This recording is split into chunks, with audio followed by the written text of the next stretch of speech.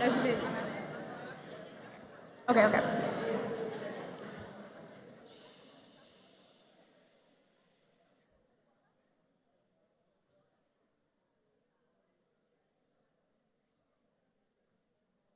Welcome back to our second and final roundtable of the day.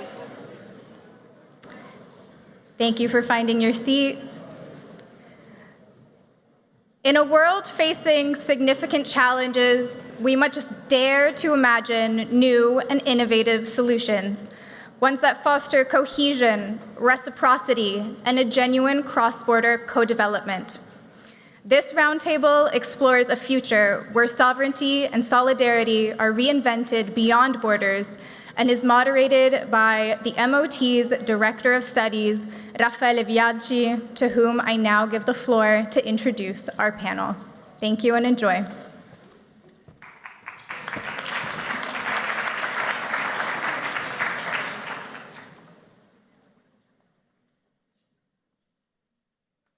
J'attendais un jingle, mais visiblement on va faire sans. Merci beaucoup. Alors je vais vous présenter dans un instant. Je voulais simplement dire deux mots sur ce choix. Vous voyez le titre de cette table ronde qui va aborder qui va avoir comme fil rouge à la fois la solidarité et la souveraineté. Peut-être vous dire un mot aussi de ce choix qu'on a fait d'utiliser ces deux termes-là. D'abord la solidarité parce qu'on est vraiment dans une logique d'interdépendance. On abordera vraiment toutes les interdépendances qui caractérisent ces territoires. Et puis la souveraineté, alors c'est intéressant parce que, vous le savez, il y a un projet de règlement européen qui s'appelait avant ICBM, qui s'appelle aujourd'hui FCBS. Et au moment où ce règlement devait en tout cas avancer, on a certains États membres ont parlé d'une violation de souveraineté. Et nous, c'est vraiment ce qu'on va essayer d'interroger aujourd'hui. Bien évidemment, on a un atelier, nous à la MOT, on pense qu'une violation de souveraineté, c'est bien évidemment autre chose. On a un atelier d'ailleurs demain sur les frontières de l'Est, sans doute, qui pourra approfondir ce genre de sujet. Mais voilà un peu le contexte. Et puis, un toile de fond de cette table ronde, on a aussi, vous l'aurez compris, ce cross-border deal et cet horizon 2050 qu'on va continuer d'explorer pendant ces 2 jours. Donc, voilà, je vais peut-être présenter un par un les différents intervenants, en commençant justement par ma gauche, avec le secrétaire général aux défis démographiques du ministère de la Transition écologique de l'Espagne, Paco Boya. Bienvenido. Et par la suite, donc avec vous, on va notamment approfondir les défis des régions rurales, de montagne, avec vos frontières, vos deux frontières. Ensuite, je me tourne vers Marie-Antoinette Maupertuis, alors présidente de l'Assemblée de Corse, mais aussi vice-présidente de la MOT, en charge du suivi des thématiques, notamment des frontières maritimes. Et puis, Cecilia Brown, qui est la directrice du GECT. Sorry, I will introduce in English, maybe. It's even better.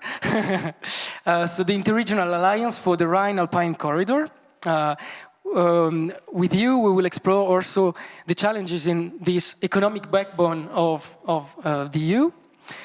And then Viktor Shidarovsky, who is the director of ESPON. So I don't know if we're not all spatial planners in the room, but ESPON is the European Spatial Planning Observation Network. But maybe you will correct me later. Et on termine effectivement avec Gabriel Alpern qui reste avec nous pour cet après-midi et pour justement challenger un peu, on va vous challenger tout au long de l'après-midi sur cette notion d'hybridation appliquée à justement ces questions de solidarité, de co-développement qu'on a envie de porter.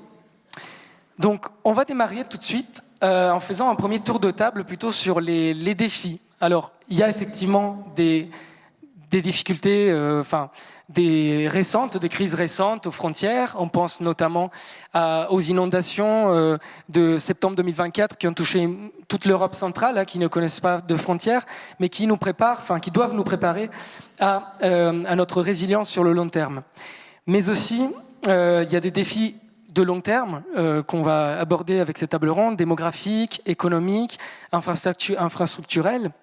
Et donc, pour commencer, je vais vous laisser la parole, effectivement, Monsieur Boya, parce que d'ailleurs, vous avez dans votre secrétariat général aux défis démographiques, c'est quelque chose assez unique. J'ai l'impression en Europe, il n'y en a pas beaucoup d'exemples de ministères de ce type-là. Et donc voilà, je vous invite à nous parler. Alors en plus, vous êtes originaire du Val d'Aran. Donc je vous laisserai peut-être présenter ce territoire très spécifique à la frontière avec la France, justement.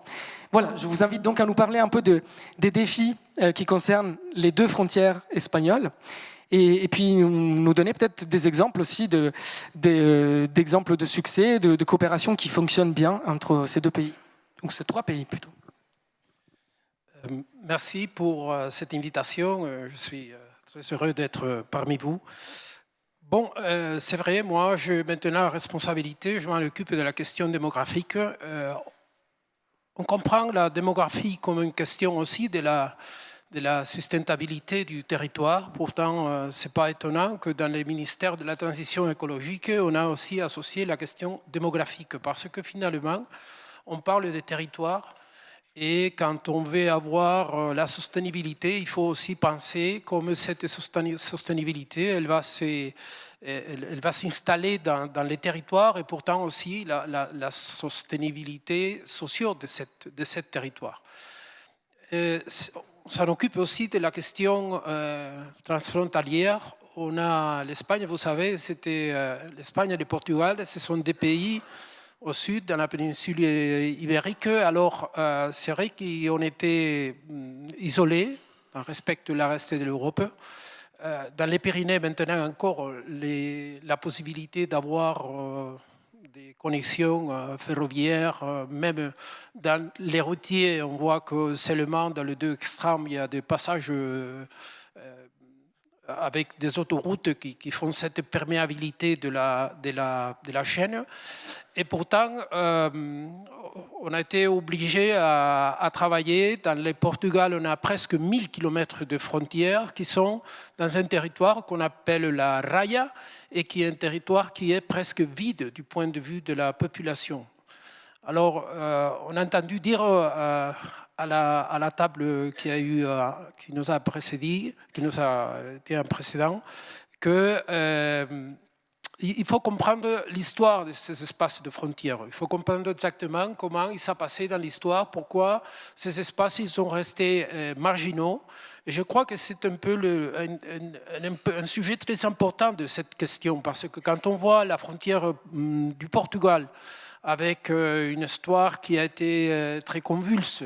Même dans les Pyrénées, que ça a passé aussi. Ça a été une frontière qui est en plus, je dirais, marginale par les côtés espagnols. Il y a une orographie qui est très compliquée, mais aussi marginale par les côtés français. Il y a une très peu de population. C'est une zone de montagne assez compliquée. Et pourtant, là, il faut voir comment on est capable de perméabiliser ces frontières. Et là, il faut des stratégies concrètes, des stratégies qui permettent de travailler avec les communes qui sont dans la frontière, les territoires qui sont proches de ces frontières. Et là, dans les côtés de Portugal, on a mis en place une stratégie spécifique pour développer cette connectivité, cette mise en place des stratégies pour surtout les services. Les services pour les gens qui, normalement, ils étaient loin de villes. Et puis aussi pour d'autres métiers qui sont tout ce qui a à voir avec les travaux publics, les communications, l'apprentissage des langues. Je crois que ça c'est très important. On y travaille sur les écoles, on travaille autour de l'apprentissage des langues d'un côté et de l'autre. Et puis dans la construction de cette hybridation que vous disiez avant, que c'est pas facile. Dans le cas de Val d'Aran, je suppose qu'on ira après. Mais nous, qu'on a été un territoire qui habite de fait dans la géographie française, mais qu'on a une une pertinence administrative dans la Catalogne et puis l'Espagne, on a été obligé à les faire. C'est-à-dire qu'on a trop avancé. Nous avons une santé qui est vinculée dans une partie à la santé côté français. On a des traités pour la collaboration dans des aspects de la protection civile, des émergences, etc. Et on a certainement une connexion très importante avec la France. Mais ça, c'est un cas unique dans les Pyrénées. C'est pas souvent, on parle de l'hôpital transfrontalier de la Cerdagne, mais ça, c'est quelque chose de très concret. Par contre, dans mon territoire, ça, c'était obligé parce qu'il n'y a pas tellement d'années qu'on était bien connecté avec les côtés espagnols et pourtant, ça a été obligé de casser la frontière. Je veux dire, pour terminer, que nous, on a une langue officielle que c'est l'occitan. C'est-à-dire l'occitan, c'est une langue plutôt française, une langue du Moyen-Âge, mais qui a resté presque de manière officielle et vivante dans les côtés espagnols.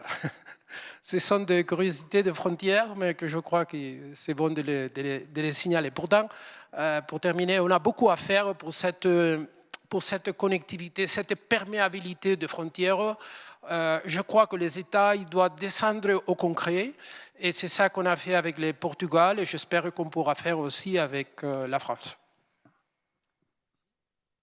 Merci beaucoup. On voit à la fois la question de la multi-appartenance dont on parlait dans la première table ronde, mais aussi ce besoin de services publics aussi pour le maintien des populations aussi dans ces espaces. Je poursuis le tour de table pour parler aussi d'espace, d'un autre type d'espace, plutôt insulaire et maritime. Alors, Madame Opertus, je sais que vous êtes très active au niveau européen pour défendre déjà les intérêts de ces territoires, de votre territoire, mais aussi je sais que vous êtes en lien avec les îles voisines, notamment la Sardaigne, qui est vraiment, on le dirait, pas très distante. Et puis aussi les Baléares, justement, je crois que vous êtes en contact avec eux. Donc voilà, quels sont les défis un peu que partagent ces espaces insulaires, maritimes? On peut rester déjà sur ça comme première question, si ça vous va. Merci. Merci de l'invitation, merci à tous. Nous partageons des défis qui sont finalement des défis aussi globaux à l'heure actuelle, à savoir le changement climatique, bien évidemment, qui va se poser avec acuité dans les territoires insulaires parce qu'il y a une grande vulnérabilité de la biodiversité insulaire. Des défis aussi d'ordre numérique, de digitalisation, des défis de connectivité, on vient d'en parler, mais il se pose avec une acuité particulière dans un territoire insulaire parce qu'il y a discontinuité géographique. Et il faut solutionner ces questions-là, bien évidemment. Et puis des défis aussi qui sont des défis d'insertion dans les réseaux de la connaissance, de l'interconnaissance et de l'innovation. Coopérer dans ces situations-là, c'est pas un joujou, c'est pas un gadget, c'est véritablement une nécessité. Une île, par définition, elle est à la fois un monde clos et un monde ouvert surtout sur la mer et sur les rivages qui ne sont jamais trop loin, en tout cas pour ce qui est des îles européennes. On pourrait aussi considérer le cas de nos amis qui sont en ultra-périphéricité, qui eux sont insérés dans des bassins maritimes carrément internationaux. Mais la Terre n'est jamais trop loin, avec des relations, c'est vrai, un peu paradoxales entre le territoire insulaire, la population insulaire et le continent. Nous avons, depuis quelques années, travaillé dans notre bassin maritime, depuis une trentaine d'années même, notamment grâce à Interreg, au programme Interreg maritime. Nous avons travaillé avec la Ligurie, la Toscane, la Sardaigne, mais aussi nos amis du continent français, en particulier le Var et les Alpes-Maritimes, le département du Var et les Alpes-Maritimes. Nous travaillons sur des défis communs. D'abord, évidemment, la question de l'environnement et de l'environnement maritime, parce que nous avons une mer en commun, une mer en partage. Ça, c'est le premier sujet. Et je donne des exemples très concrets. Nous travaillons, par exemple, sur les risques en Méditerranée, sur les risques de pollution, et des systèmes d'alerte ont été mis en place, notamment lorsqu'il y a des potentiels marées noires ou d'autres types de pollution, les pollutions plastiques. Nous avons également mis en place des dispositifs de sécurité en mer. Nous avons également développé des dispositifs dans un projet qui s'appelle Caliport, de qualité des eaux des ports, puisque les ports sont quand même des zones très polluées. Bref, des dispositifs conjoints pour la préservation du bien commun. C'est un sujet fondamental qui vient se surajouter et qui n'est jamais trop loin d'un autre sujet qui se pose en région maritime et insulaire a fortiori, qu'est la connectivité et la question de la continuité territoriale. Pour les insulaires, je le disais il y a un instant, il y a discontinuité géographique. Et rester connecté au continent est quelque chose de vital. Sinon, c'est l'autarcie. L'autarcie, on sait où ça mène, à pas grand-chose, dans les systèmes biologiques comme dans les systèmes sociaux ou politiques. Et donc, il est essentiel que nous ayons des dispositifs de transport qui soient pleinement performants. Je vous donne un exemple, à partir évidemment de mon territoire. Nous disposons en Corse d'un dispositif de continuité territoriale qui a fait débat longtemps, mais qui vise à ce que les prix des billets d'avion, comme des ferries, ne soient pas trop élevés pour les résidents et qui nous mettrait normalement, je dis bien normalement, au même tarif kilométrique que le chemin de fer. Mais ce dispositif-là n'existe absolument pas en Sardaigne. Et alors, paradoxalement, il existe une continuité, on va en arriver à la question de la souveraineté, il existe une continuité territoriale, évidemment, dans l'ensemble hexagonal français, mais par contre, il n'existe aucune continuité territoriale entre la Corse et l'Italie, que ce soit les côtes du continent italien, c'est-à-dire Toscane, Ligurie, par exemple, et a fortiori avec la Sardaigne, où nous avons 11 kilomètres dans les Bouches de Bonifacio, c'est-à-dire entre Bonifacio et Santa Teresa di Gallour. Donc, il y a une véritable question de continuité territoriale européenne qui se pose, et j'ai envie de dire que les îles sont aussi des laboratoires à ciel ouvert, parce qu'en ayant discuté, y compris à la pause, avec différents acteurs, comment faire de la coopération si à un moment donné le chemin de fer s'arrête? Comment faire de la coopération si le ferry ne passe pas la frontière? Fut-elle invisible, même si elle est maritime? Donc, il y a véritablement d'abord une question aussi d'infrastructure absolument nécessaire. Et encore une fois, ce n'est pas forcément que remettre en cause la souveraineté nationale que de disposer d'infrastructures de transport qui soient efficaces, parce que c'est vital, non seulement pour les services publics, comme je l'évoquais tout à l'heure, mais aussi pour la compétitivité des entreprises. Et encore une fois, il s'agit aussi de faire en sorte que le marché unique et l'espace de chalandise, mais aussi de circulation des hommes et des marchandises, eh bien, puissent se faire à l'échelle européenne. C'est une question, comme le disait aussi Karl Lamberts tout à l'heure, non seulement de continuité territoriale, mais aussi de cohésion de l'espace européen. Donc, deuxième exemple, c'est celui-là. Le troisième, c'est la nécessité aussi, face aux défis du numérique, du digital, mais ce n'est pas le numérique pour le numérique, c'est qu'est-ce qui se passe avec le numérique, c'est-à-dire l'accès à autre chose aussi, et la circulation notamment des connaissances, c'est de développer tous ces axes-là qui sont fondamentaux. Nous venons d'investir d'ailleurs avec des fonds européens sur un câble qui nous lie à l'Italie en matière de digitalisation, notamment, mais plus concrètement aussi, c'est un autre aspect de la coopération. Nous travaillons directement, nous avons réactivé tous les liens ancestraux que nous avions avec les universités italiennes, en particulier à travers l'université franco-italienne, bien sûr, mais aussi des codiplomations entre l'université de Corse, l'université de Pise, la Sicile, la Sardaigne, et j'espère prochainement aussi avec les Baléares. Donc des défis, vous le voyez, communs, forcément, avec également de grandes difficultés, parce que rien n'est rose en matière de coopération. On a plutôt tendance à soulever, à mettre en lumière tout ce qui fonctionne bien, mais on sait aussi qu'il y a beaucoup de choses qui sont très difficiles. La complexité administrative, le manque de transport, ça joue évidemment, mais également les millefeuilles administratifs, les différences institutionnelles entre les régions, ça a été évoqué, c'est valable pour le terrestre, mais c'est valable pour le maritime. Peut-être un élément complémentaire et qui tient à la question de la souveraineté, puisque j'ai été en charge de deux rapports sur la question de la coopération territoriale européenne et un rapport aussi avec les pays tiers pour les frontières extérieures au Comité des régions. C'est véritablement la question de la légitimité de la frontière maritime. À chaque fois, il faut redémontrer dans toutes les programmations qu'une frontière peut être terrestre. Évidemment, elle est terrestre, on en a parlé tout à l'heure et on va en reparler, mais une frontière peut être aussi maritime. Et malheureusement, cela relève dans la plupart des États du régalien. Parce que la frontière maritime, c'est le reste du monde, par définition. Et donc, c'est par là qu'arrivent les invasions, on parlait d'histoire tout à l'heure, c'est par là qu'arrivent aussi aujourd'hui les migrants, et que ça peut évidemment ça pose question dans de nombreux pays. Donc, la question de la frontière maritime nécessite à chaque fois que l'on redemande soit des exceptions, soit des spécificités, etc., etc. Et donc ça, c'est un vrai sujet et c'est un véritable défi pour le futur.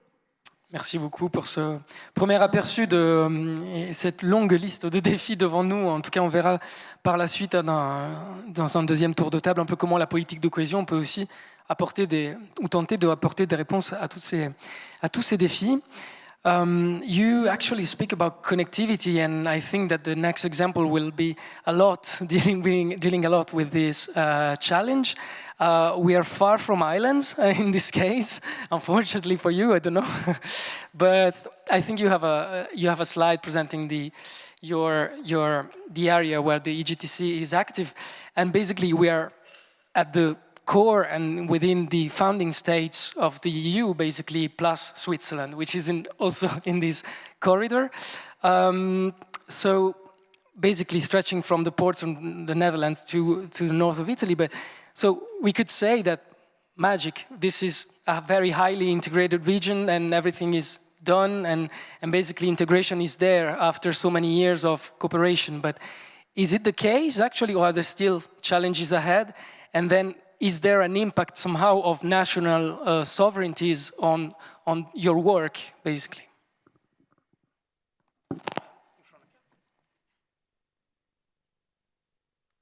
Thank you very much. Thank you also for your introduction, and thank you also for giving me the opportunity to be here and come back to Paris. It's really nice to come here.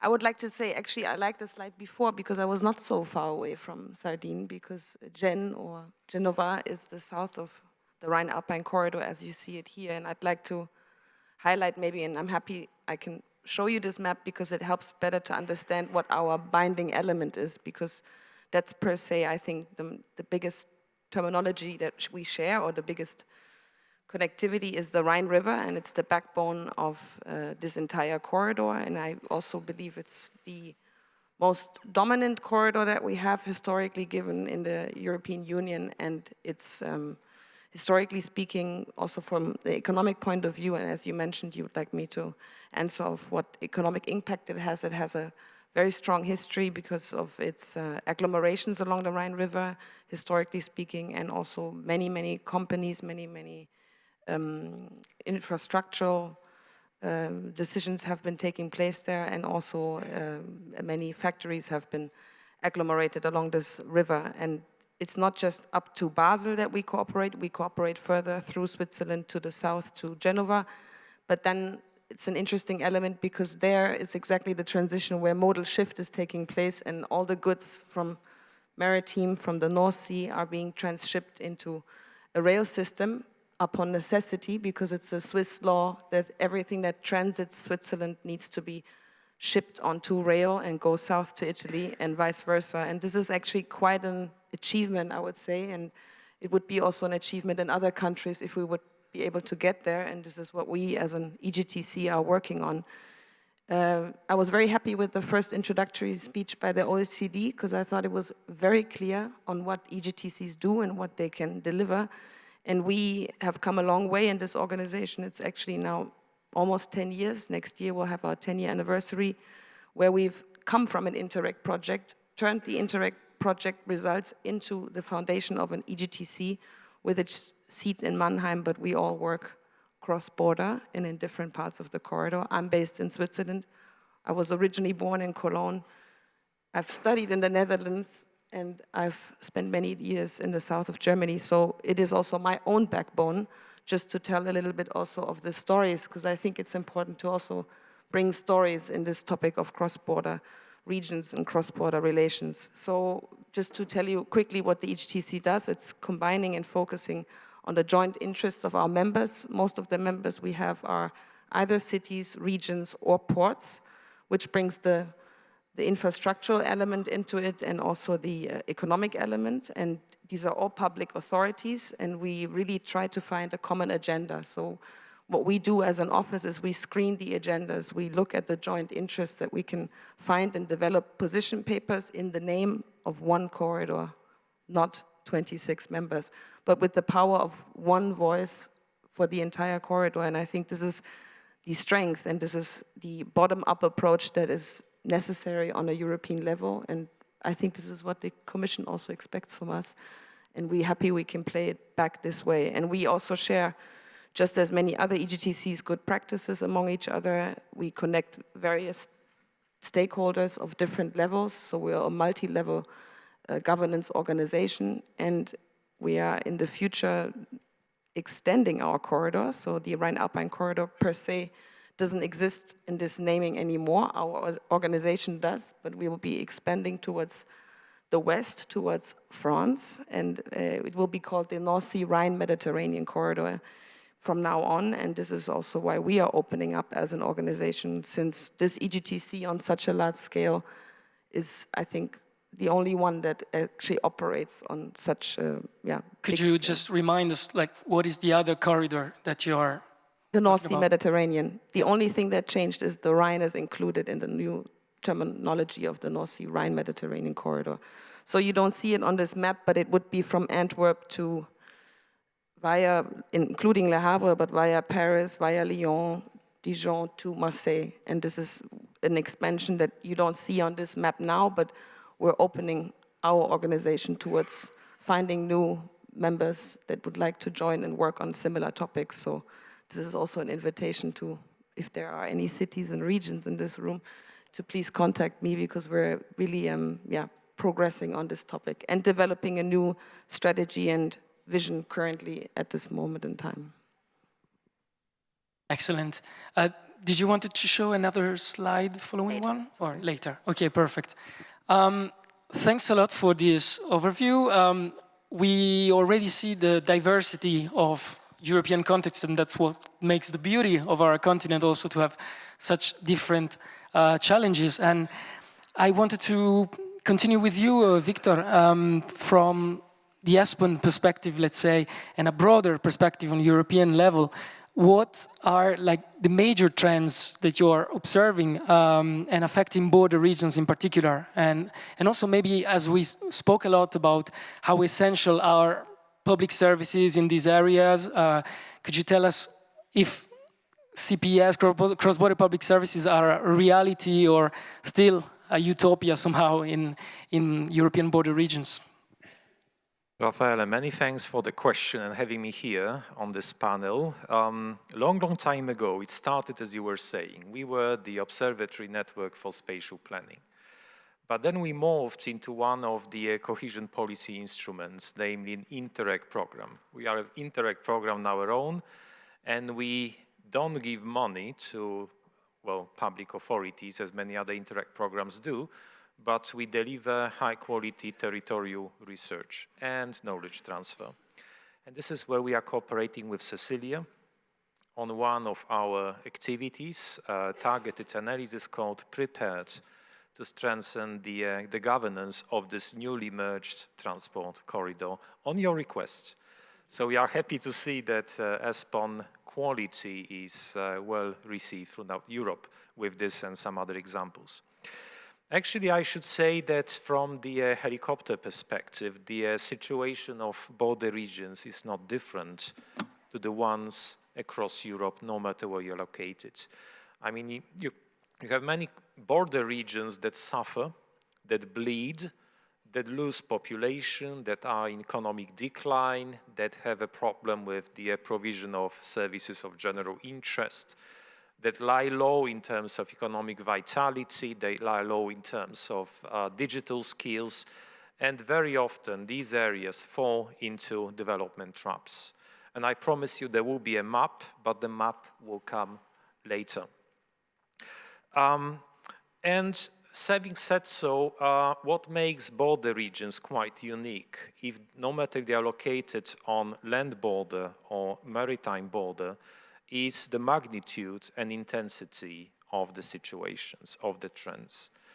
Because due to certain lack of stability on account of multiple shocks, these areas may bleed even more, and they are more fragile, I should say, to the situation. So, of course, it very much depends where you in fact are located.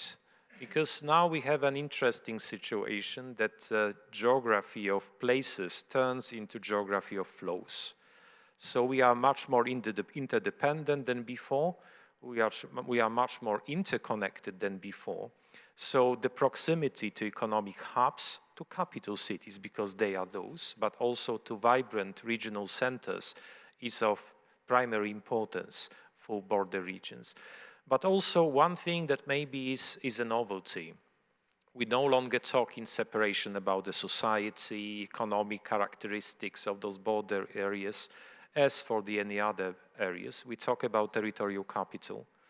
And one important, for me at least, asset of border regions, in particular in those areas that experience quite long and prosperous cooperation across borders, is the social bonds, is the social fabric, is the interactions between the people, because this is what puts them together, creates a common identity, creates a common vision of where these areas would like to go, and then they will find the ways, as presented already on this panel and the panel before, they find the ways to develop in a concerted way. And then your question about the cross-border public services. I think we've catalogued through our ESPON CPS project more than 1,500 services. So they are alive and kicking. They are developing really well. However, should there come a moment of instability, these services will discontinue to exist. Because then when the border effect comes, then of course you have no longer cross-border public services. That's why I emphasize it's so important to put particular focus on vitality and stability in the border regions. Otherwise, they may easily actually be hit by the situation. Of course, the situation is different in western part of Europe, where you don't need EU funding to create a common identity. You have smart interventions in the fabric of cross-border public services for organization of those, for the governance of those. In southeastern part of Europe, the situation is different. You need to more invest into creating the identity, breaking prejudices, breaking stereotypes. This is where the ground organic work is very much needed before you start developing cross-border public services. So all in all, there is a very interesting trajectory that ESPON is also very happy together with the organizations, the Commission, to follow, to monitor and report back on the status. This is very useful for public policies for the future, and we'll talk about it in the second round. So this connectivity is it's really the fil rouge for the moment of the roundtable, and it was interesting that you spoke also about the social interaction, which are vital to for these policies. I can see the map is already on. It should have been the second round of questions. It was the second round. But we can show it again next time. Put them all together, sorry. Bien, je reviens effectivement à notre table ronde. Alors, vous avez vu la diversité des approches et des contextes territoriaux. On a entendu aussi de la part de Victor, justement, cette fragilité parfois aussi de ces régions transfrontalières. Alors, moi, je voulais plutôt vous poser des questions sur cette solidarité dont on a parlé. Alors, comment créer ces conditions, les conditions d'une solidarité entre territoires transfrontaliers? Et puis aussi, puisqu'on travaille sur ce concept d'hybridation aujourd'hui, est-ce qu'il peut finalement aider à réinventer la relation entre ces frontières dont on a parlé, très diverses d'ailleurs, solidarité et souveraineté? Voilà, sacré challenge, mais oui, vous êtes là pour ça. Quelques minutes. Merci pour votre question. C'est vrai que le terme qui a été choisi pour cette table ronde est le terme de solidarité, mais de fait, eu égard à la sensibilité de la question de la souveraineté, il me semble que la solidarité, en fait, en tout cas, ce terme-là peut créer une forme de suspicion, en tout cas peut engendrer un sentiment peut-être d'être lésé. Voilà, faut être solidaire. Oui, mais d'accord, mais enfin bon, voilà. C'est pour ça que, à ce terme de solidarité, je trouve que le terme de réciprocité est peut-être plus intéressant pour pouvoir penser justement, enfin, en tout cas créer les conditions d'une coopération territoriale juste, au sens de justesse, voilà, et permettre effectivement une plus grande confiance. De manière alors, très concrète, et c'est pour ça que justement le transfrontalier en fait, est un élément intéressant de la coopération territoriale en général. Mais par exemple, en France, il y a quelques années, en 2015, a été mis en place ce qu'on appelle un contrat de réciprocité. Voilà, entre différentes collectivités. Alors, ça a été pensé en fait pour pouvoir apaiser les relations entre le rural et l'urbain, et donc entre des collectivités rurales et des collectivités urbaines, en se disant, voilà, on va penser des contrats de réciprocité. Par exemple, telle collectivité rurale a des terres agricoles, de fait, et donc en échange, par exemple, de produits bio pour les cantines en circuit court, acheminés vers les collectivités urbaines, eh bien les collectivités urbaines, elles, ayant par exemple un appui plus important en termes d'expertise, de ressources humaines, vont pouvoir apporter ces expertises-là. Et donc il va y avoir un contrat de réciprocité, un don contre don entre telle et telle collectivité. Alors ça a été pensé entre le rural et l'urbain, mais ça pourrait être pensé entre le rural ou l'urbain et l'urbain.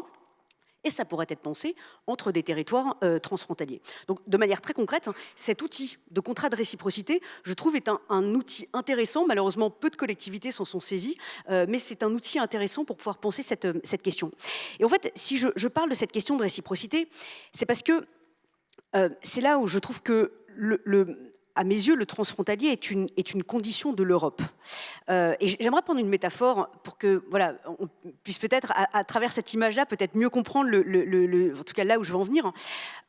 Bon, on a tous vécu, j'imagine, cette expérience, alors peut-être un peu douloureuse, où finalement, alors c'est un repas de famille, un mariage ou un anniversaire, où il y a plein de gens qu'on connaît, qu'on aime beaucoup, et puis à la fin de la journée, on a l'impression qu'on a vu tout le monde et qu'on n'a vu personne. Bon, de fait, il y avait plein de gens, et puis voilà, on a ce sentiment un peu douloureux d'avoir vu tout le monde et d'avoir vu personne. Et en fait, c'est là où ça pose cette question du groupe, du collectif, où il me semble qu'un collectif a deux destins possibles. Soit il se transforme en masse, où voilà, tout le monde se croise, mais personne ne se rencontre vraiment, ou alors il se transforme en écosystème, voilà, en écosystème de relations bilatérales. Et c'est pour ça que j'aime beaucoup cette image du centaure, qui est duel. C'est que je pense que tout collectif passe par cet écosystème de relations bilatérales. Et dans un collectif, c'est parce que chaque personne a une relation particulière avec chaque autre personne dans la salle, qu'il y a un véritable collectif solide. Et c'est la raison pour laquelle cette idée du bilatéral, et donc c'est-à-dire du transfrontalier, là en l'occurrence, est intéressant pour pouvoir justement se dire, en tout cas pour relancer le collectif européen. Donc c'est pour ça que cette question du bilatéral et donc de la réciprocité au sein du bilatéral est particulièrement intéressante à creuser. C'est pour ça que j'étais particulièrement sensible à diverses choses que j'ai pu entendre lors de cette table ronde. Vous avez parlé d'interaction entre les citoyens, entre les habitants. Madame Maupertu, vous avez parlé également des partenariats universitaires. Voilà. Et c'est là où en fait on touche peut-être le sujet, c'est que un territoire ou des territoires, ce sont des écosystèmes. Et des écosystèmes qui peuvent donner lieu à des partenariats. C'est pour ça que cette idée d'hybridation, c'est comment est-ce qu'on va hybrider le théâtre et l'hôpital. Comment est-ce qu'on hybride la maison de retraite et cet opéra. Et comment est-ce que, etc., et ces start-up avec tel laboratoire de recherche de l'autre côté de la frontière. En fait, c'est très concret, mais ça passe justement par ces hybridations, ces mariages un peu improbables de différentes associations, institutions, écoles, groupements, lieux de culture, cette réciprocité, ce bilatéralisme que pour le coup un collectif plus important va pouvoir émerger. Cette richesse apportée justement par la diversité aussi de ces deux contextes nationaux. Et alors l'idée de contrat de réciprocité transfrontalier, on va bien la noter pour le cross-border deal qui sera publié demain. Donc, before we move to the second round of discussion, I wanted to do something different. I wanted to do an exercise, a collective imagination exercise. So I wanted all of you just to close your eyes for 30 seconds. I hope nobody will fall asleep. The phone doesn't count, and also computers don't count in either. And I wanted to take you to 2050. Your eyes are still open. Close your eyes. Yeah, perfect. Let's see. Close your eyes. Wonderful. Okay, we're in 2050. You can do it as well on stage if you want. So, 2050, we achieved climate neutrality in Europe. So this is already done. And at the same time, in 2025, the cross-border deal was adopted, 2025. So we had 25 years, basically, to implement and to make it real. So 25 years later, now you're in your border region, the border region where you live, or maybe where you just work, or maybe where you were born. How do you cross the border? Is it easier than it was in 2024? Are there more people working on the other side of the border than now, in 2050, or less? Is the population older or younger than it is today? And what about social and income inequalities in this border region? Has it increased or no? And what about the economic attractiveness? Has it increased or decreased in the area? So you can open your eyes now. I hope you managed to imagine your border region in 25 years' time. And we will now continue with the speakers. And so, je vais passer au français, après avoir fait cet exercice d'imagination collective, pour voir un peu comment on peut passer de cette solidarité, de cette coopération au co-développement. C'est-à-dire vraiment partager des ressources pour mettre en place des politiques publiques ambitieuses. On sait aussi, quand on touche, puisqu'on parle de souveraineté dans cette table ronde, quand on touche à la question des taxes, on est vraiment sur un sujet qui est forcément un sujet fortement national. Donc voilà, on est dans cette logique-là d'une ouverture à 360 sur les territoires voisins. Et donc pour commencer, je vais reprendre avec Monsieur Boya, avec notamment l'exemple de la frontière hispano-portugaise qui nous intéresse particulièrement, parce que vous avez mis en place vraiment une stratégie ambitieuse de développement transfrontalier. Voilà, pour développer ces zones parfois considérées marginales ou vacías, comme on dit en espagnol. Et voilà, nous on était très intéressés de connaître cette approche bilatérale en quelque sorte et voir aussi si elle pouvait être d'inspiration pour d'autres territoires européens ici présents dans la salle. Merci. Il faut dire que les frontières, ils sont l'affirmation des États. C'est-à-dire que les États, ils sont construits à partir des frontières. Alors, on a vraiment une complication parce qu'il faut casser la souveraineté pour construire la solidarité. Et alors ça, ce n'est pas toujours évident. Nous, ce qu'on a fait avec le Portugal, c'est vraiment tracté à partir de l'année 2020, on a fait une stratégie dans laquelle les deux États ils sont engagés pour, de manière en permanence, trouver des solutions à des problèmes concrets.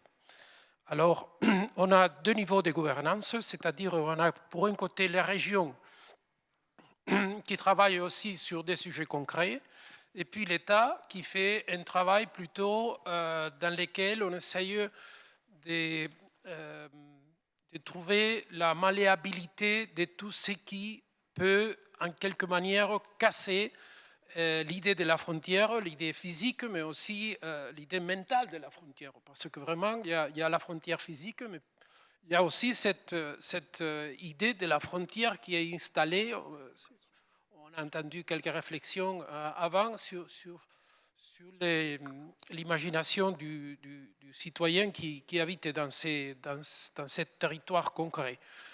Alors, avec le Portugal, par exemple, ce qu'on a mis en place, c'est une agenda culturel commun, c'est-à-dire l'idée de partager la culture. Ce sont des territoires qui ont à la fin des cultures très diverses parce qu'on vient des côtés de Huelva, dans l'Andalousie, on va jusqu'à la Galicia, c'est-à-dire que ce sont des cultures très différentes. Mais cette idée de partager aussi un territoire avec une stratégie touristique qui est commune, qui s'est bâtie sur une idée commune de mettre en valeur cette idée de territoire, enfin des frontières, mais qui a une histoire et un patrimoine qui est vraiment très valueux. Et maintenant, on travaille aussi sur une question qui est très importante. Dans l'Espagne, on essaye de dynamiser les territoires qui sont, je dis vacíos, mais qui sont très peu dynamiques parce qu'ils sont dépeuplés. Et alors, on a la certitude que là, il faut surtout s'engager avec l'innovation. Alors, cette innovation, on y travaille avec le Portugal. On essaye de mettre en place maintenant les mêmes qu'on a fait dans l'Espagne intérieure, de placer des centres d'innovation territoriale avec les petites communes et les territoires pour travailler ensemble, pour chercher aussi des niches dans lesquelles pouvait avoir un engagement économique plus diversifié. Et bien, on est en train de le faire aussi avec le Portugal. On travaille aussi sur les infrastructures publiques, c'est-à-dire on avait certainement encore de travaux à faire pour faire une communication plus facile entre un côté et l'autre des fois de rivières qui sont communes et qui font aussi des frontières.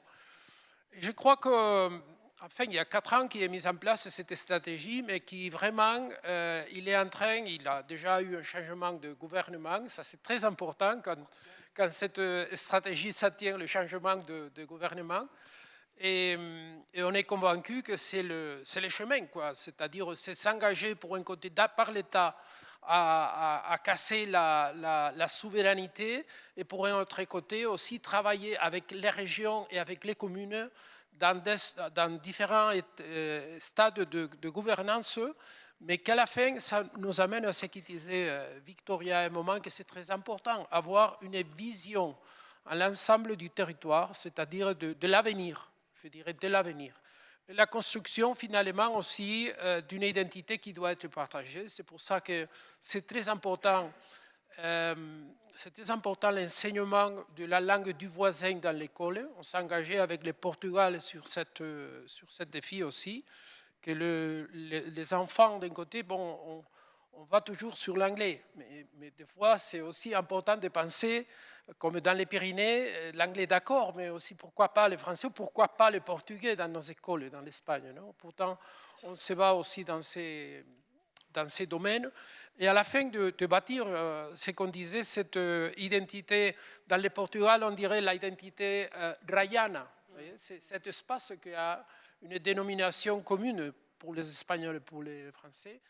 Et dans les Pyrénées, on dirait l'espace de montagnard. C'est-à-dire on a un sujet qui est fort pour bâtir une identité, quelque chose qu'on a en commun, c'est la montagne, c'est les Pyrénées. Pourtant, on peut utiliser la raya dans le Portugal et la montagne dans les Pyrénées pour bâtir des identités. Je suis d'accord, il s'est dit attention avec la question identitaire, mais je crois que cette idée d'hybridation identitaire, de partir sur une nouvelle identité qui peut se bâtir sur ce qu'on est, mais sur ce qu'on veut être dans le futur.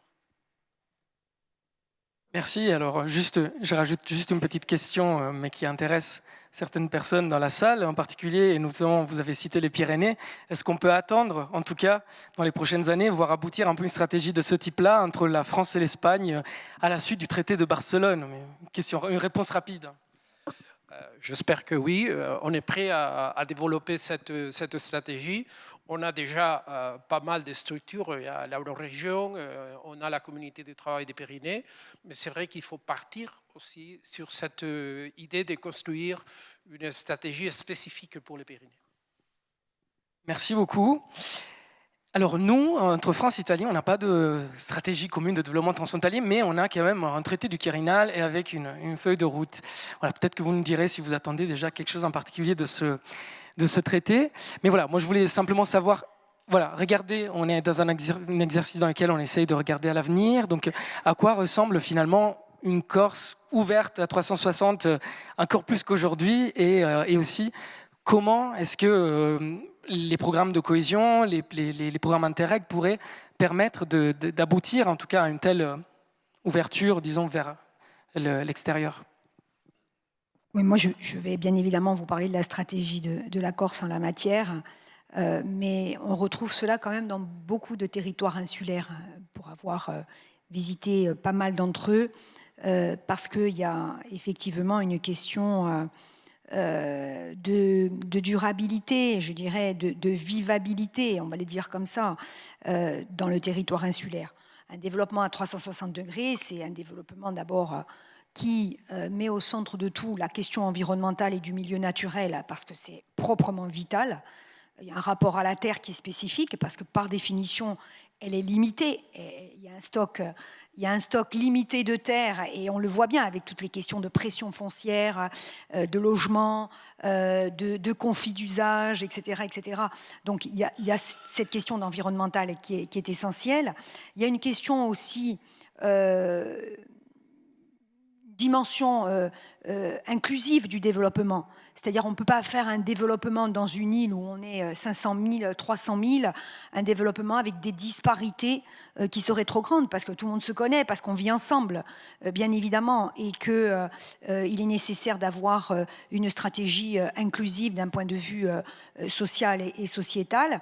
Il y a aussi une question, et on rejoint la question de l'identité, parce que l'ouverture, c'est forcément l'autre.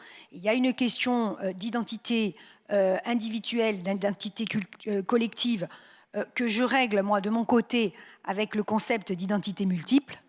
Voilà, donc on est dans des identités multiples, et les îles fabriquent des insulaires. Il y a des gens qui arrivent, qui s'installent, d'autres qui partent, mais ils reviennent toujours, parce qu'ils regrettent toujours l'île, avec cette relation un peu spécifique, d'ailleurs, entre l'insulaire et son territoire d'origine.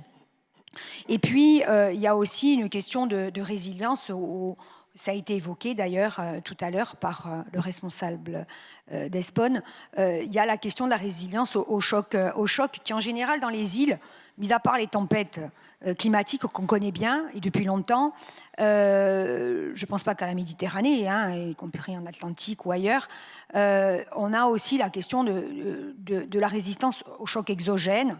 On l'a vécu par exemple avec le Covid, et paradoxalement, on a plutôt mieux résisté parce que territoire insulaire, parce qu'on s'est automatiquement protégé, parce qu'on a exigé des sortes de green pass tout de suite en matière aérienne, en matière maritime, pour qu'on protège la population insulaire. Donc il y a des mécanismes, c'est vrai, il y a des mécanismes qui sont des mécanismes de sauvegarde, des mécanismes de solidarité qui jouent en montagne aussi d'ailleurs, dans les territoires de montagne, qui sont très très forts. Face à des objectifs de ce type, nous, on a lancé, par exemple, à l'Assemblée de Corse, mais je sais que la Toscane, qui est un territoire maritime aussi, l'a fait, et d'autres certainement ici. On a lancé à l'Assemblée de Corse un lab de prospective à 2050, sur lequel on a travaillé d'ailleurs avec l'OCDE. Il y a un case study de l'OCDE là-dessus. Il y a également une filiale de la Banque des Territoires qui travaille avec nous, où on essaye de déterminer effectivement nos zones de vulnérabilité, mais aussi où sont nos ressources stratégiques. Dans un monde qui est en plein changement, avec des grandes évolutions, on le voit, d'ordre climatique, géopolitique, économique, et on a identifié donc des points centraux, évidemment la connectivité, qu'elle soit physique, et la continuité territoriale, qu'elle soit physique ou qu'elle soit numérique, la question de l'énergie, parce qu'on ne fait pas fonctionner un système économique sans énergie, et paradoxalement, les territoires insulaires sont très dépendants de l'importation du fioul, en particulier. Et nous, on vient d'inaugurer la semaine dernière une nouvelle centrale de production électrique au biocarburant. Donc ça, c'est fondamental, plutôt que de faire passer des oléoducs en Méditerranée ou des bateaux-citernes avec tous les risques que ça peut comporter, bien évidemment. Donc on travaille là-dessus. Et puis enfin, il y a aussi une nécessité d'actionner tous les mécanismes de coopération, parce que la coopération, elle est essentielle, je l'ai dit, pour un territoire insulaire, dans son bassin maritime. C'est une nécessité, mais elle ne fonctionne que si c'est un jeu à somme positive, c'est-à-dire que si tout le monde est gagnant. C'est la question de la réciprocité. S'il y a un territoire, et c'est évidemment les cas polaires que vous évoquiez tout à l'heure, madame, c'est effectivement, s'il y a absorption d'un territoire par un autre, ne fût-ce que, alors c'est même pas en termes de souveraineté, mais je dirais institutionnelle, ou constitutionnelle, mais de souveraineté économique, par exemple. La question se pose et elle risque d'exacerber des mouvements de contestation. Il faut penser automatiquement, lorsqu'on lance de la coopération, est-ce que finalement tout le monde est gagnant dans la coopération? Et à tout point de vue, alors on peut être plus gagnant dans un domaine économique, par exemple, mais réciproquement, on va y gagner en apport de travailleurs, par exemple. Donc, il y a effectivement une balance et une matrice à avoir en la matière. Au-delà des fonds européens, qui sont évidemment d'un support fort, que ce soit les Interreg, bien évidemment, et d'autres programmes. Il ne faut pas penser qu'à la coopération territoriale. Il y a d'autres programmes, y compris Horizon Europe en matière de connaissances et de recherche scientifique, par exemple, mais des tas d'autres programmes également. Au-delà de ça, il y a vraiment des logiques partenariales à mettre en œuvre aussi entre le public et le privé, à mon sens. Et puis, encore une fois, faire en sorte que d'un point de vue institutionnel, dès aujourd'hui, il ne faut pas attendre 2050, eh bien, le traité, avant de parler du Quirinal, le traité de fonctionnement de l'Union européenne soit appliqué. Il y a un article 174 du traité, notamment, qui prévoit une attention particulière pour les zones frontalières, pour les territoires de montagne, pour les territoires insulaires. Ce traité doit être, et cet article doit être appliqué. Pour ce qui est du Quirinal, du traité du Quirinal, pardon, nous sommes bien évidemment très heureux que ce traité ait pu être signé entre la France et l'Italie. C'est une opportunité. Et d'ailleurs, nous venons de monter un projet Interreg qui s'appelle Maritime Traité pour faire en sorte que ça ne reste pas un traité international signé entre deux présidents, qu'il y ait une déclinaison et des déclinaisons opérationnelles à partir de la base. Les travaux sont en cours. Et donc, moi, je suis bien évidemment ravie de cela. Du point de vue institutionnel aussi, pour ce qui concerne la Corse en particulier, nous avons monté un parlement corso-sarde, un peu à l'image de ce qui se faisait peut-être pour le très hybride comme pour concept. Très hybride comme concept, sachant que là aussi, il y a, comme c'était évoqué tout à l'heure, il y a des différences institutionnelles. La Sardaigne est autonome, nous ne sommes pas autonomes. Bon, rien ne nous empêche aussi entre assemblées, je dirais, délibérantes, de nous réunir et de travailler ensemble, bien évidemment. Et puis, donc, il y a une gouvernance spécifique à mettre en œuvre qui est essentielle. Mais encore une fois, la question de la prospective est fondamentale pour savoir où on va. Elle est essentielle, parce que sinon, on cumule des petits projets sans donner un sens global à la coopération sur les plans environnementaux, le plan environnemental, le plan social, le plan économique et voire scientifique. C'est essentiel. Merci infiniment pour ce témoignage qui nous permet justement déjà de poursuivre les réflexions sur aussi, pas seulement 2050, mais aussi 2028, tout simplement la prochaine programmation qui est en train d'être préparée. So we're back to the blue banana in the heart of Europe with you, Cecilia Brown. Sorry. And as we've seen, basically, your EGTC is working really on achieving this functional integration beyond borders in this transnational area. So, Madame Maupertuis spoke about foresight, so prospective. Is it something that you do, and is there a strategy for 2030, 2050, and how do you, is it something that you're implementing at the moment? Yes, thank you very much. Yes, indeed, we are. Maybe you can show now the second slide. I mentioned it already, but we are working on a strategy currently. And to achieve all of this, basically all of what I actually didn't talk about before, the border-related challenges that we have, such as the administrative ones and the operational barriers. I mean, I guess what we're aiming for is to solve all these bottlenecks that we currently identified on the corridor and to engage into an even more fostered flow of goods and people along this entire corridor. And this is also one of our, let's say, mega goals. And if you ask me where we are in 2020, I can only look up to 2030, but if you ask me of 2050, where this corridor would be, I would hope you would be able to take a train from Rotterdam to Geneva and not spend more than 12 hours in the train and not change anymore and be able to arrive in places where you don't necessarily need to take a plane, because we're working very much on a shift from air to rail, also from road to rail, and this shift is done mostly also in the cities, in the urban nodes, and this is also part of the new TEN-T revision to look deeper into the urban nodes, and we have 80 urban nodes on this corridor, so we'll be working much more closely with the local level, also with the idea of what does it mean to work on improving the last mile, as for goods, but also for the people that actually end up in these urban nodes and need to get to their final destination. So we're taking different scales in our corridor into consideration. So the new priorities, I can share with you a small sneak peek, because the strategy is out next year on the 1st of April. And You're doing workshops at the moment exactly. to We're define them, currently basically. doing workshops, which is, by the way, the reciprocity is happening right there, because it's a negotiation, so in handling of different priorities and who has what agenda on the top, who has which priority at his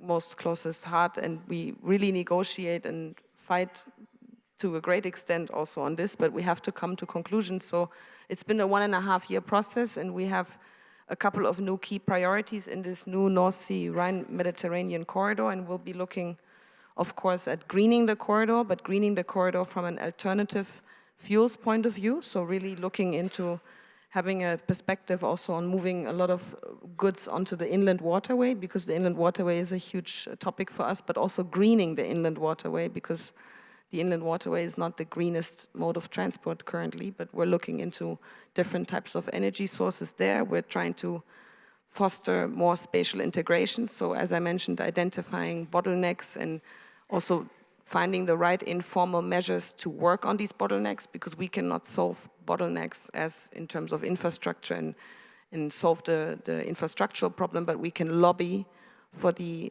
right measures to be taken in the right time, and this is what our organization does intensively. And then also driving the modal shift, which is very much happening in the cities, but also in the ports. So the ports are really important players in our corridor, and we learn from the seaports into the inland ports and making them the core hubs for the shift of, or the driving the modal shift. And then also promoting infrastructure availability, quality and resilience is a new priority that we're currently working out, what it really means for us. But the whole topic of resilience and making it still, and even in the future, the backbone of Europe, and without any delays and without any problems traveling up and down also for the goods and for the passengers, is one of the biggest goals, I would say. And on top of that, enhancing digitalization and transport, as well as smart mobility solutions. And that goes in line with having these urban nodes and looking also more onto a local level. So we're coming from infrastructure. The EGTC was built for, or was developed from an infrastructural point of view, and then turned into more, and freight, but turned into more passenger transport as well now. So this component is becoming hugely important in the future, and then also actually breaking it down to the urban nodes and the last mile. So I think we're becoming a little bit more complex on top of that, but I think it's important to look at what is on the agenda of each of our members, and our members have these topics on their agenda, so we have to deal with them, and we deal with them as much as we can in a cross-border way. And I think this is, for now, it's a success, and let's see how the future will be with an extended corridor because it's becoming Yeah. more complex, I would say.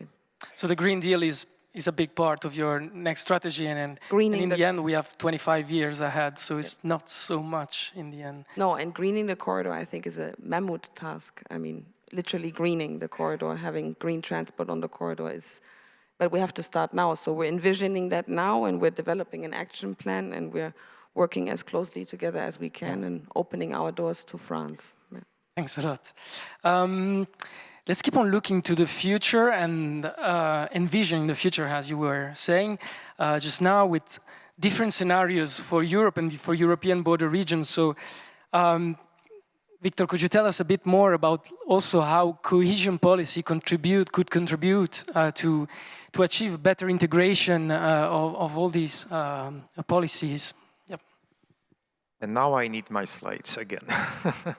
I'll tell you why. This is a very fresh work. We have never showed it before. This is a piece of research that we've done together with the Polish EU Council presidency, so upcoming one, on the specific question of how the resilience of territories might be strengthened. And they meant in particular the eastern EU borders. This is a question for Europe as well. And I see it in this projection for 2050, some very intriguing elements. Namely, what we did with our researchers was to try to understand two different pathways for resilience. One being a typical resilience, being adaptive, bouncing back to where we were, the state before the crises, many crises. But what is even more fascinating, and I would like everyone really to be aware of that, is so-called exaptive resilience, meaning bouncing forward. Depositioning or repositioning, reorientating ourselves because of the experience of crises, and then finding the remedy, being even more resilient, bouncing forward. The map that you can see here shows the preliminary findings, how our regions are absorbing the exaptive resilience. And this is quite an important message for the cohesion policy, that it should try to embed the certain thinking of resilience into the veins of cohesion policy intervention instruments, namely that it should make our regions stronger by working on several specific aspects that you can see also on the screen, namely that traditional sectors can also drive innovation, which might be regarded a bit of, surprise, that agriculture might be innovative, so industry might be innovative, and so on. Further, that in return for money, it of course should build stronger institutions. And here we talk about institutional entrepreneurship, but also leadership. And I believe people sitting here are leaders in their respective border regions. So they know better how to do the things. It should invest in robust institutions and skilled human capital. This is the social fabric, actually, that we talked about: interactions, reciprocity, and so on. And also it should encourage local experimentation, because the place-based approach is very much about experimentation. There should be, of course, the common sense of directionality for the cohesion policy, but experimentation using the local territorial capital, using the assets, everything that we are endowed with in our border regions should be actually applied for that purpose. If we understand it, then probably our pathway to 2050 is successful, so we can say, was there any border that we just passed? I haven't seen any border. We are a very consistent, very compatible territory. So there might have been borders in 2024, they are no longer here. This would be the dream. Thank you. Thanks a lot, Victor, for this view from the future, let's say. Je repasse au français pour terminer ce deuxième tour de table. Alors, vous avez vu, Madame Alpern, la diversité des points de vue et aussi de ces contextes, ces dynamiques transfrontalières. Je voulais vous interroger justement, pour rester sur le transfrontalier, en quoi ces dimensions transfrontalières nous incitent finalement à penser différemment nos politiques publiques. Et puis aussi, voilà, on a parlé un peu de financement aussi et de gouvernance hybride. Est-ce qu'il pourrait aider les régions frontalières à passer, justement, on parlait de passer ce cap de la coopération au co-développement ou même à la réciprocité. J'ai l'impression que ce concept a beaucoup plu, en tout cas, aux autres intervenants. Donc voilà, je vous laisse peut-être nous dire quelques mots là-dessus. Oui, alors, sur la question, effectivement, de repenser la manière dont on fabrique les politiques publiques, oui, de fait, le transfrontalier, je dirais, bouleverse la logique aristotélicienne. Voilà, on ne s'en rend pas compte, mais la logique qui a été conçue, pensée par Aristote il y a des siècles, a vraiment complètement structuré la manière dont on pense les territoires et effectivement même la manière dont on construit les politiques publiques. Alors, il y a 3 principes, mais je vais faire de manière le plus simple possible. Premier principe d'Aristote, bon, A et A. En gros, un chat est un chat. Bon, alors certes, un chat sera toujours un chat. En revanche, on voit bien que, de fait, un citoyen n'est pas toujours un citoyen. Bon, un citoyen peut être un habitant, il peut être un travailleur, un consommateur. Voilà. Donc en fait, A et A, c'est pas si vrai que ça. Deuxièmement, Aristote nous dit, une chose ne peut pas être son contraire. Bon. On a bien vu pendant la crise sanitaire que, par exemple, les outils numériques, la visioconférence, fait qu'on peut être là sans être là. Donc, une chose peut être son contraire. Voilà. Et troisième élément, c'est le principe du tiers exclu, soit A, soit B. Bon. On voit bien dans les différents territoires qui ont été les territoires un peu hybrides qui nous ont été présentés, que c'est pas vrai. C'est ni A ni B, mais c'est C, D, enfin en tout cas quelque chose, un tiers territoire, quelque chose de radicalement nouveau. Donc on voit bien que cette logique aristotélicienne qui a finalement structuré tous nos raisonnements, est rendue complètement caduque, obsolète, alors par le transfrontalier, mais finalement d'une manière plus globale, par l'évolution de la société, l'émergence du numérique, et puis finalement plein d'autres choses qui, encore une fois, mettent à mal cette logique-là. Ça veut dire qu'il va nous falloir inventer une autre logique, ou en tout cas une autre manière de structurer les politiques publiques. Et en fait, ce qui est compliqué, c'est que, et on l'a bien vu dans les dernières prises de parole qui ont été faites, c'est que tout le défi, et c'est là où la balle est dans le camp du politique, c'est que le politique donne du sens à son mandat au sein de son territoire, par définition. Or, là, pour le coup, il va lui falloir apprendre à donner du sens à son mandat au-delà de son territoire d'élection. Évidemment, ce qui n'est pas forcément facile, puisque de fait, au-delà de son territoire d'élection, il n'y a pas forcément des électeurs. En revanche, ça veut dire qu'il faut qu'il pense son territoire au sein d'un écosystème et qu'il pense son territoire comme un écosystème. C'est d'ailleurs un élément qui m'a beaucoup interpellée dans l'expérimentation sur les bassins de vie transfrontaliers qui a été menée par la Motte. C'est en fait le fait que le transfrontalier, c'est du flux. Voilà, c'est que du flux. D'ailleurs, ça a été dit abondamment sur la question du transport maritime et autres. Voilà, ça n'est que du flux, donc on est sur du mouvement. Voilà, on n'est pas sur quelque chose qui se cristallise, qui est immobile, on est sur du flux permanent. Donc, à partir de ça, comment penser des politiques publiques qui vont, encore une fois, permettre de donner à un élu du sens à son mandat au-delà de son territoire d'élection et qui vont lui permettre en fait de, en tout cas, accompagner, créer les conditions d'accompagnement, encore une fois, de quelque chose qui, par définition, n'entre pas dans les cases. Et c'est là où on a parlé d'imagination, mais il y a des entités juridiques, peut-être, un peu hybrides à penser, des outils d'accompagnement un peu hybrides qu'il va falloir créer ex nihilo. Vous avez parlé, par exemple, de ces réunions entre la Corse et la Sardaigne. Voilà, c'est un nouvel espace-temps de travail. Donc c'est, pour le coup, quelque chose qui est inédit. Peut-être des modèles de financement complètement hybrides aussi à imaginer.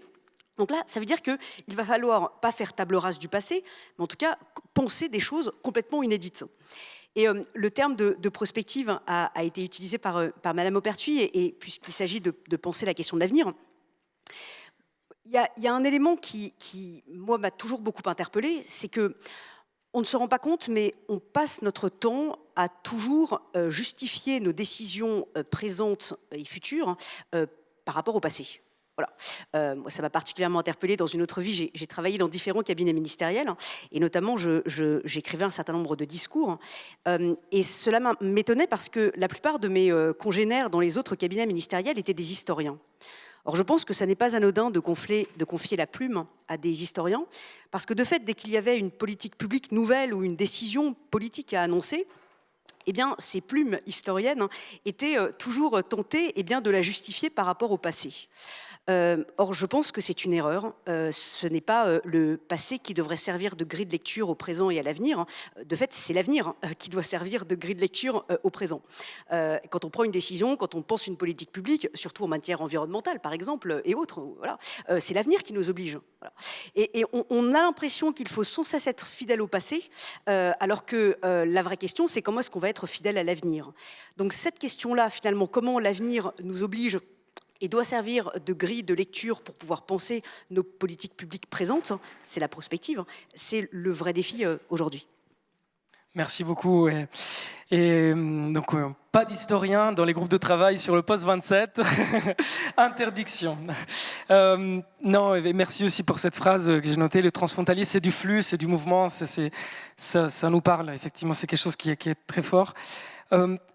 Pour terminer presque dans les temps, je vais demander un tout dernier tour de table, mais vraiment une idée par intervenant sur justement l'avenir. Voilà, une recommandation concrète pour préparer et pour contribuer au fameux Cross-Border Deal qui fait un peu de fil rouge à cette édition du Borders Forum.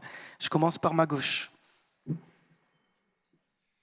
Bon, je dirais que peut-être il faut changer l'idée. Les frontières, ils ne sont pas des espaces de coupure, comme il disait le président de la mode.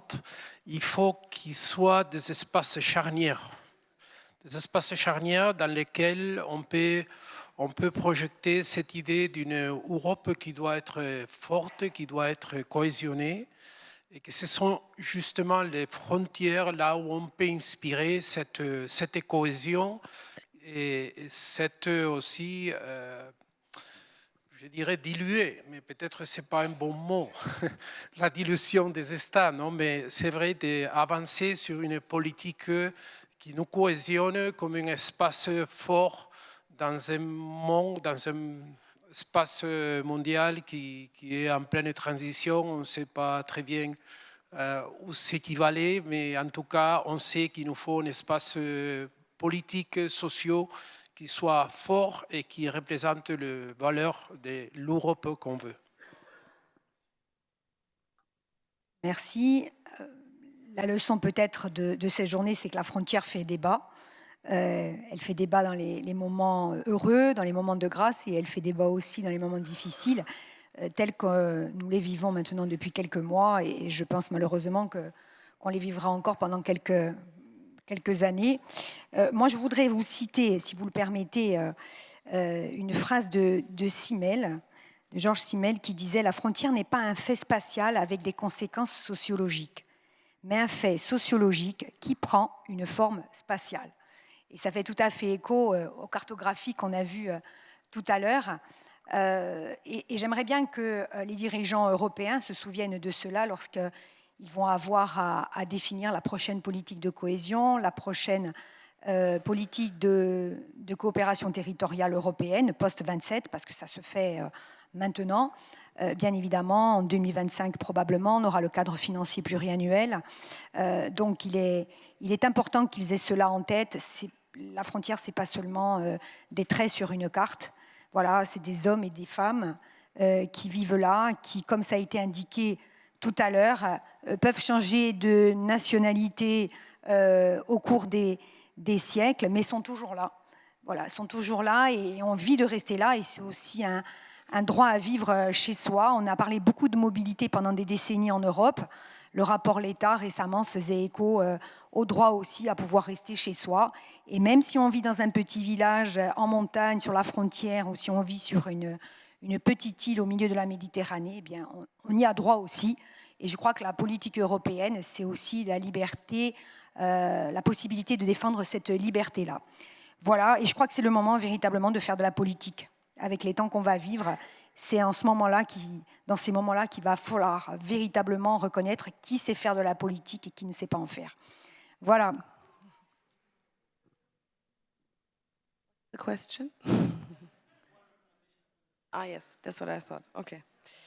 One recommendation for the future, for the cross-border deal, yes, I I have to come back to the introductory speech of the OECD, and I think the reason why we function as an EGTC is because in the past there was a coalition of the willing. There were a few people that wanted to work together cross-border along this corridor because no one was taking care of that space. There was no one taking this cross-border look or having this transnational perspective. And I think it's important to work with these people who have that sort of vision and then develop it further. And I think also with regard now to us extending to a bigger corridor, it does sound complex, but I do think that it's possible because we will be identifying and meeting people who have this bigger vision of wanting to work bottom-up together, not top-down, even though it's a top-down decision, but we need to find bottom-up stakeholders to develop commonly in a reciprocity, in a course of action, of workshops, of working things out in a very intensive way to then grow closer together and become more similar to one another, even though we have all these differences and they're necessary, and especially the regionality is a very important term that should remain and I think will always remain. There's no fusion of that, but there is definitely a national agenda and there's a European agenda, and what we do is we try to break through sometimes the national agenda in order to make cross-border cooperation work. And just one example, for the Rhine-Alpine corridor, the most important ports are the seaports, and the seaports, for instance, in Germany, the seaports are Hamburg and Wilhelmshaven, and they are not relevant for the Rhine-Alpine corridor, but of course in Berlin, it's another agenda for the national port development, and this is important to work. That's why such a corridor network is an important game changer in politics and also on the national agenda, and I think this is why we're doing this. For all the matters that we've been discussing here, why we need cross-border deal is, to my view, the matter that we'll be having less fragmentation, we'll be having less misalignments, we'll be having less incompatibilities, and we'll be having stronger Europeans. And I think this is why the cross-border deal and the European project come together. They are two parts of the very same picture, and we need one and the other. Otherwise, all the different ugly processes that we've been witnessing with the political destabilization will come on the scene even more visibly than at the moment. Thank you. Thank you very much. Dernière idée? Je veux juste repréciser les choses par rapport au passé, parce que je ne voudrais pas avoir été mal interprétée. Il ne s'agit pas de faire table rase du passé et d'oublier le passé. Et je sais que l'Europe a un lourd passé, donc non. Mais il s'agit peut-être de ne pas se laisser enfermer dans le passé au risque justement de toujours faire les mêmes erreurs et de ne pas être capable justement d'apprendre des erreurs. C'est ces fameuses phrases qu'on entend tout le temps, mais on n'a jamais fait comme ça, ou alors mais on a toujours fait comme ça.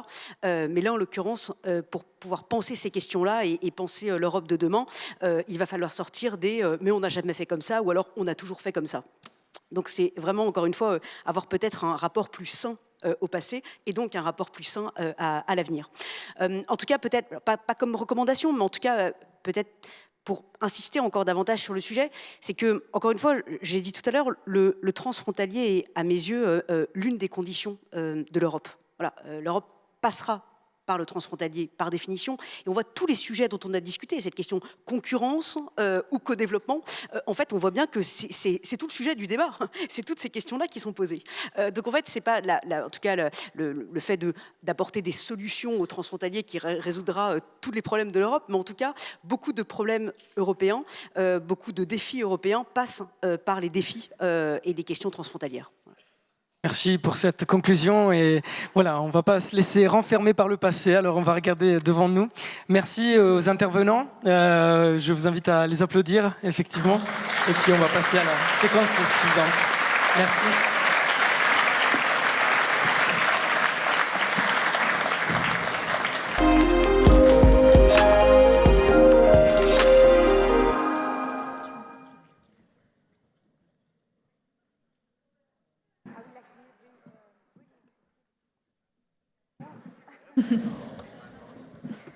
Thank you once again to our moderators and to our panelists for bringing each of your unique perspectives and for sharing experiences from your own territories. Your contributions have greatly enriched today's discussion and are an excellent way to kick off the Borders Forum 2024. Before we wrap up the first day of the event, we have a couple more speakers, including a presentation of the upcoming Data Hub for EU border regions. This innovative tool is designed to provide a more harmonized foundation of data to facilitate cooperation and collaboration across our borders. And to tell you all about it, I am pleased to welcome to the stage Ricardo Ferreira of DG Regio and Matteo Berzi from the Joint Research Center.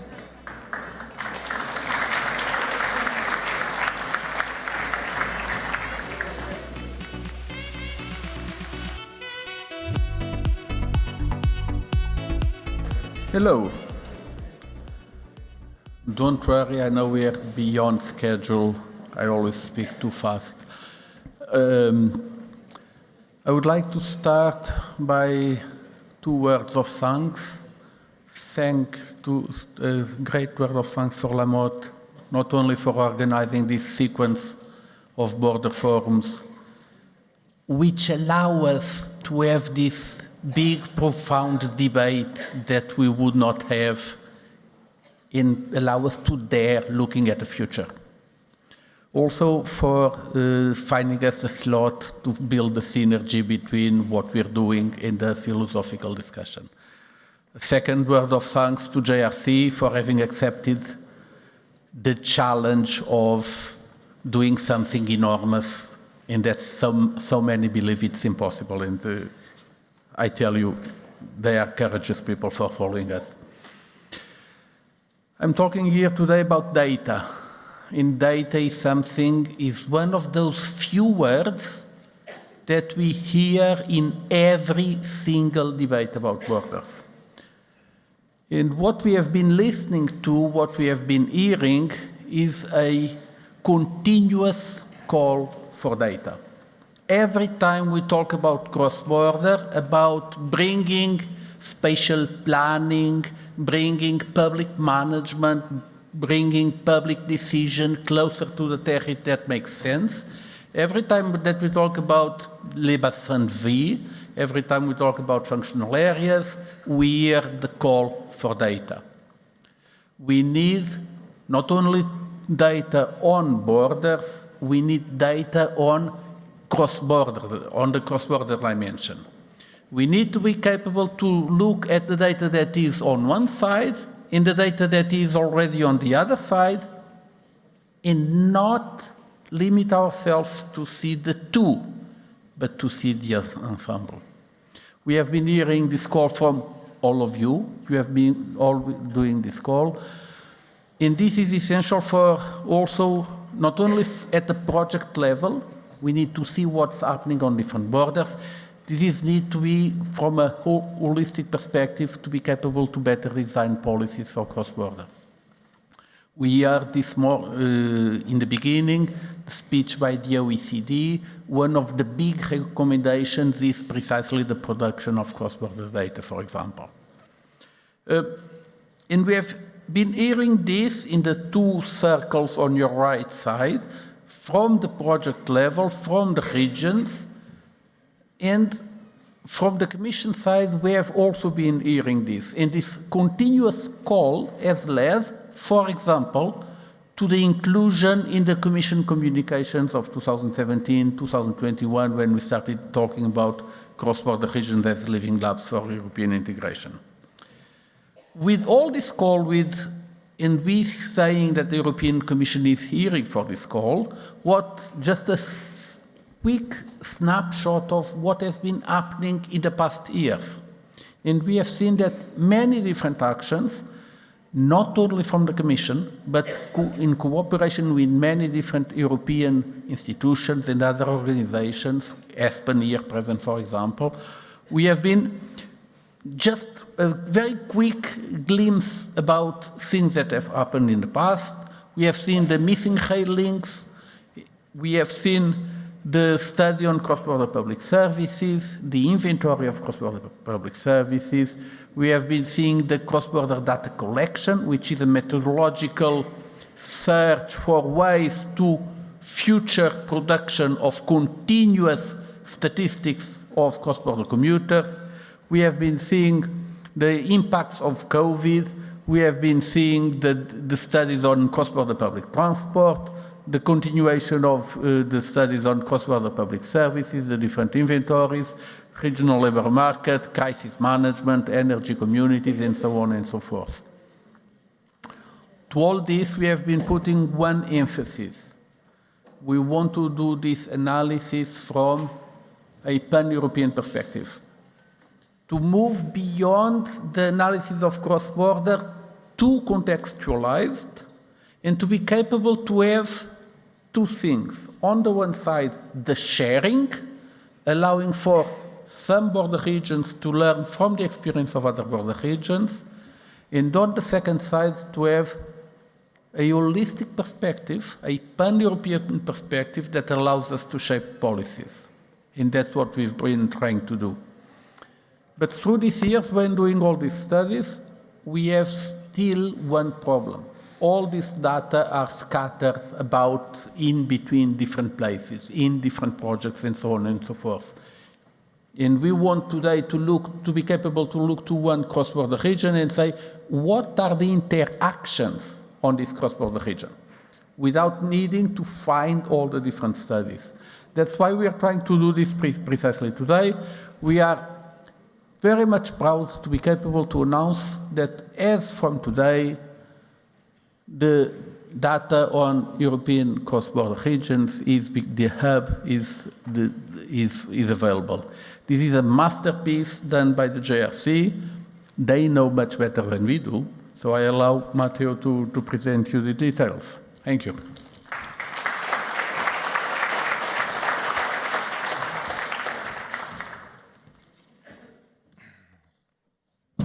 Okay. Thank you, Ricardo. Good evening, and thank you also to the MOT to giving us this opportunity for the official launch of the Data Hub for EU border regions, and also this big opportunity to present it today to you, that you will be the future data users of this platform. So we do think that mapping cross-border interaction and collecting those kind of data is essential. But at the same time, we also think that as a JRC, so as services of the European Commission that provides high quality and science-based evidence to shape the policies of the European Union of the future, we also think that those data must be accessible, must be comparable and understandable to support the decision makers at all the territorial scales. At the EU level, preparing the ground for the policy of the future. The national authority needs robust data to monitor those border regions and understand the social and socioeconomic dynamics.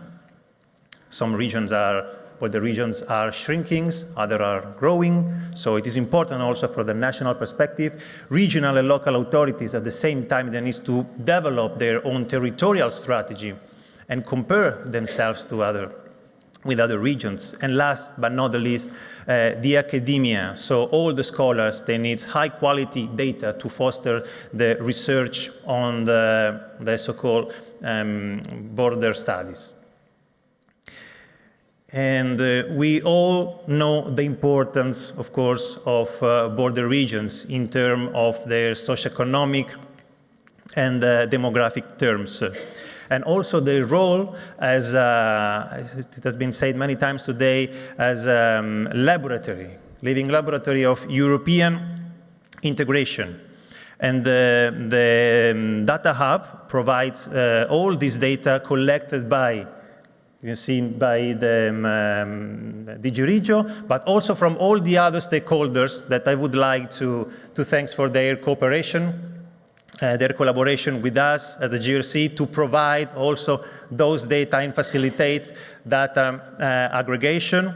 So from the Committee of the Regions, the Association of European Border Regions, the ESPROM program, CESCI, LAMOT, and the Bordering Globalization also for their support. So, and much other stakeholders are involved in this initiative. So it's really an important endeavor here. And as a result, we have assessed, we have analyzed, we have harmonized some of those data. We have aggregated them as some geographical scales and made them available on the public platform. Some examples here. You see data on public transport, on cross-border public services, healthcare cooperation, EGTC structures, or even the obstacles. So, but the important things here to say, I would like to stress, is that, as Ricardo just mentioned, this project has just started. It is only the beginning. Data collection continue, data analysis continues, and even other territorial scales and data provision will be available on this platform in the future. So I really encourage you now to scan the QR codes or take notes of the URL at the urban.gc.ec Europa EU/across. So it's much easier than to scan the QR codes. And here, data are displayed on two maps view. So focusing on specific border regions to your own border region to search and compare those data, or on a wider and pan-European scale to get the full pictures of the indicator and the data that has been collected and analyzed. This is the landing page. You have a specific section on the policy content and methodologies, so where everything is very well explained, all the methodological process for the data analysis and the publication. And please, at the bottom of the landing page, there is also the possibility to subscribe to our mailing list and to be updated on the upcoming events, and especially there will be the technical official also launch of the platform, an online event, is the Beyond Border Breakfast Debate. So the 12th of December, between 10 and 11 in the morning, there will be 1 hour session discussing and presenting this, the portal. So I was saying this two-map view. So just as an example, you would see that it would be easy to pick an indicator, select the geographical scale. In this case, we are looking at the cross-border public services aggregated per border area. You can customize your legend, display the result in several charts, presented in several shapes, several plots. Data are downloadable, aggregated at the territorial scale of reference, and the metadata also are very well described, thanks to the efforts made by our team. So I don't want to make you more tired after this very long day. So thanks to all of you. I encourage you to visit the platform, and don't hesitate to contact us in case you have doubts, feedback, or please even other ideas and suggestions for improving the data collection and providing new insights for data harmonization of border regions. Thank you.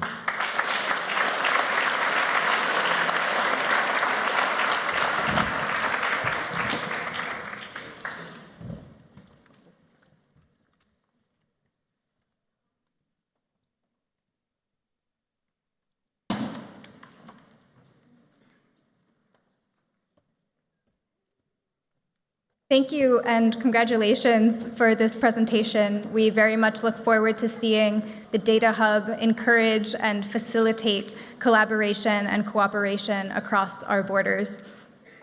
Now it is my pleasure to welcome to the stage Monsieur Frédéric Chollet, Delegate for Local Authorities and Civil Society of the French Ministry of Europe and Foreign Affairs, to close off the first day of the Borders Forum.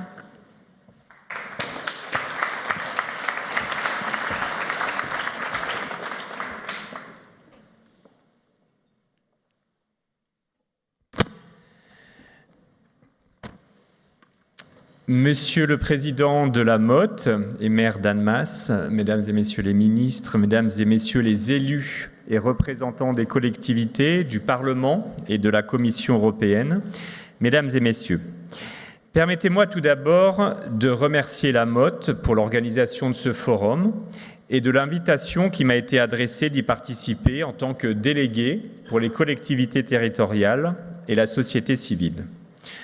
Le ministère de l'Europe et des Affaires étrangères, à travers la délégation que je représente aujourd'hui, est un partenaire de ce forum et je m'en réjouis. En ces temps marqués par des défis complexes et des peurs qui peuvent pointer la frontière comme responsable ou solution de nombreux maux, il me semble important de rappeler que nos frontières, loin d'être des lignes de séparation, sont avant tout des espaces de rencontre, de dialogue et de partenariat. Les discussions qui se tiennent ici autour de la coopération transfrontalière en sont la preuve concrète. Je me souviens avoir lu un livre de Régis Debray qui s'appelait « Éloge des frontières » et qui disait que la fonction première d'une frontière n'est pas de bloquer, mais de laisser passer. La frontière est une passoire avant d'être un mur. Au fil de ce forum et de ces ateliers, vous allez continuer d'explorer les multiples dimensions de la coopération transfrontalière. Qu'il s'agisse de la gestion commune des ressources naturelles, du développement d'infrastructures partagées ou encore de la promotion d'échanges culturels et économiques, les exemples concrets partagés ici témoignent de ce que nous avons à accomplir ensemble. Vos expériences nous rappellent que les solutions locales portées par les acteurs de terrain sont souvent les plus efficaces pour répondre aux problématiques transfrontalières. Mais soyons lucides, les obstacles à la coopération transfrontalière agissent aussi comme des défis à relever. En effet, nous devons encore surmonter des divergences réglementaires, administratives, politiques parfois, rétablir la confiance dans certains contextes fragiles, répondre aux attentes croissantes en matière de mobilité, d'accès aux services et d'opportunités économiques. Aussi, les plénières qui se sont tenues cet après-midi ont soulevé des questions essentielles, comme celle d'une citoyenneté ou d'une souveraineté à l'échelle transfrontalière, le sentiment d'appartenance ou d'identité commune, se joue au plus près des territoires grâce à la mobilité ou à l'accès aux mêmes services publics. Ce sont donc les collectivités qui créent la cohésion transfrontalière par leur action concrète, en particulier sur les bassins de vie transfrontaliers. L'initiative transfrontalière n'est pas simplement une question technique ou administrative. Elle repose avant tout sur une volonté politique forte et un engagement humain. Nous sommes convaincus que les initiatives et les actions portées par les collectivités territoriales et leurs partenaires sont de nature à restaurer le socle de confiance et de solidarité du Cross-Border Deal. Il s'agit d'entendre et de soutenir les actions des collectivités territoriales pour répondre aux besoins des populations transfrontalières, mais également d'avoir une action démultipliée à l'échelle européenne. Les services de la Commission européenne, que j'ai rencontrés récemment, rappelaient qu'en enlevant 20% des obstacles légaux, on pourrait augmenter le PIB de 3% et créer 3 millions d'emplois. Je crois que c'est une étude de l'OCDE, m'a-t-on dit. Il est frappant de voir combien nos problématiques sont partagées à l'échelle européenne et même mondiale. Résoudre les blocages transfrontaliers constitue un enjeu et nous saluons l'avancée que représente le projet de règlement européen FCBS, dont nous espérons qu'il pourra prochainement être adopté. Je souhaite ici saluer l'action de l'ambassadeur Philippe Boiry et souligner toute l'importance que la France attache aux traités bilatéraux avec nos pays frontaliers. Aix-la-Chapelle avec l'Allemagne ou le traité du Quirinal avec l'Italie. Ces traités inscrivent le dialogue dans la durée. N'oublions pas que nous avons également des frontières extérieures de l'Union européenne, en outre-mer, maritimes et terrestres. Nous avons des objectifs convergents avec ceux de l'Europe que je veux rappeler. Continuer à soutenir les collectivités locales qui jouent un rôle central. Les appels à projets que nous lançons chaque année par le ministère des Affaires étrangères constituent un des outils qui peut être activé au niveau national en complémentarité avec les dispositifs européens Interreg. Soutenir le dialogue interministériel, européen et international sur les questions de coopération transfrontalière, renforcer enfin les mécanismes pour résoudre les obstacles légaux. Je vous remercie de votre engagement. Je vous remercie de croire, comme moi, qu'ensemble, nous pouvons transformer nos défis communs en opportunités communes, en étant unis dans la diversité. Merci beaucoup.